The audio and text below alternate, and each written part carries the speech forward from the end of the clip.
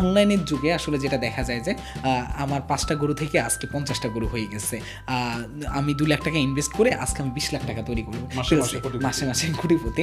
এই ধরনের ক্যাপশন, এই ধরনের থাম্বনেল ইউজ করে প্রচুর কিন্তু এখন এগুলো দেখে কিন্তু আমাদের সবাই কিন্তু আগ্রহী হয়ে উঠতেছে।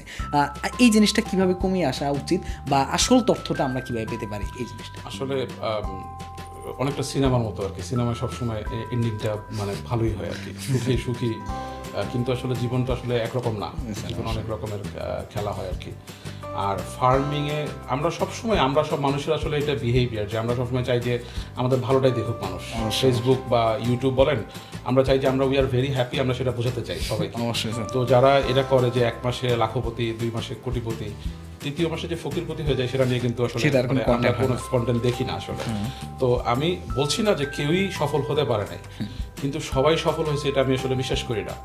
এবং আপনি যদি ওই সেই সাক্ষাৎগুলো আমি অনেকগুলো দেখেছি, এবং আমি কথা শুনলেই বুঝতে পারি যে আসলে এটার ভবিষ্যৎটা কোন দিকে যাচ্ছে। কারণ আমি যেহেতু 15 বছর যাবত এই লাইনে আছি বা মানে পড়াশোনা করছি, তো বোঝা যায় আর কি।